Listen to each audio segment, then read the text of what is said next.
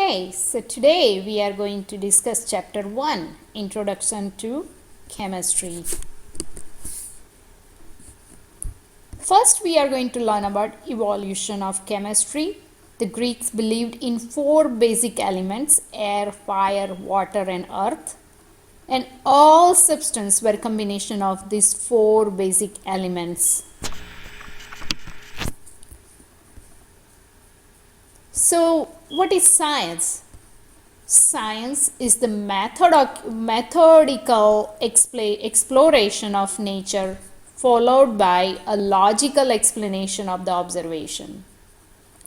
An experiment involves scientists who explore nature according to a planned strategy and make observation under controlled conditions. So that is a scientific method. So initially that's about scientific method, and then it's developed scientific method. It is a systematic investigation of nature and requires proposing an explanation of results of an experiment in form of general principle. The initial tentative proposal of a scientific principle is called hypothesis. After further investigation, the original hypothesis may be rejected, revised, or elevated to the status of a scientific principle. So, step 1, perform a planned experiment, make observation and record data. Step 2, analyze the data and propose a tentative hypothesis to explain the experimental observations. Step 3, conduct additional experiments to the test hypothesis. If evidence supports the initial proposal, the hypothesis becomes a scientific theory. So that's the method we follow. We apply scientific method to find something new. After sufficient evidence, a hypothesis becomes a scientific theory, and a natural law states a measurable relationship. Now the question, what's the difference between theory and law? A natural law basically is what? It's measurements, it's mathematical relationship. For example, Newton's second law, F equals ma.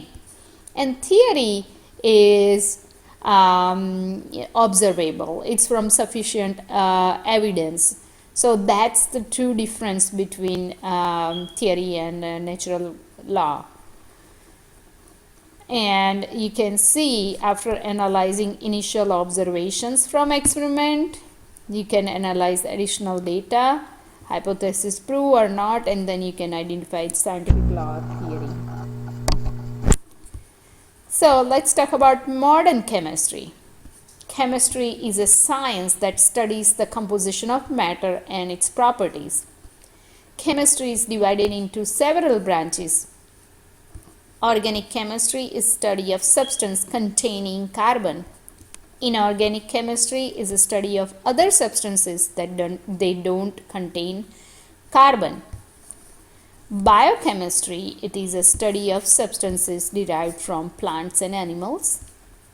And there is a new branch of chemistry called green chemistry, is the design of chemical process that reduce waste and hazardous substances.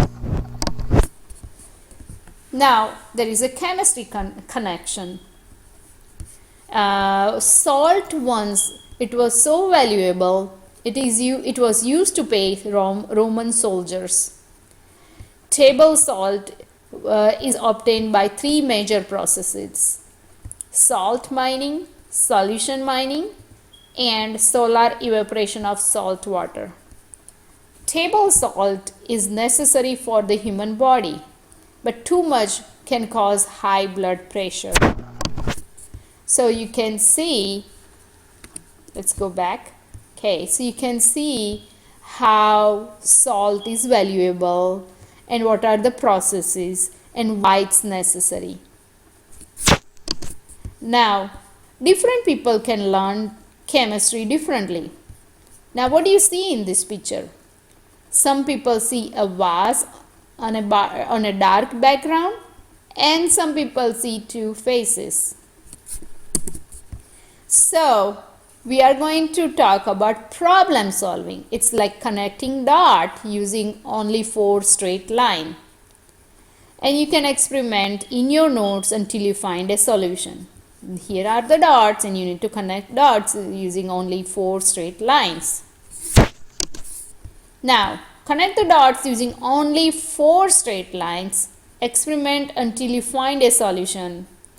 Do you have to use 5 straight lines? No matter which dot we can start with, we still need 5 lines. So are we confining the problem? We need to go beyond the 9 dots to answer the problem. You can see that, right? So chemistry is a central science. So knowledge of chemistry is important to understand the world around us. It's relevant to our daily life. Fun experiment, benefits to society, biomedical applications, career opportunities, and interesting topics. So chemistry is a central science. In 1886, pure aluminum cost over $1 million per pound. $1 million per pound. No, it's $100,000 per pound. Charles Hall and Paul Hurlot both independently discovered the method of obtaining pure aluminum from aluminum ore, and nowadays pure aluminum costs less than $1 per pound. So you can see how our obtaining process evolved. So in this chapter we talk about scientific method to investigate the world around us, and we talk about hypothesis, theory, natural law. Chemistry is a central science and the impact of chemistry in many aspects of our daily life.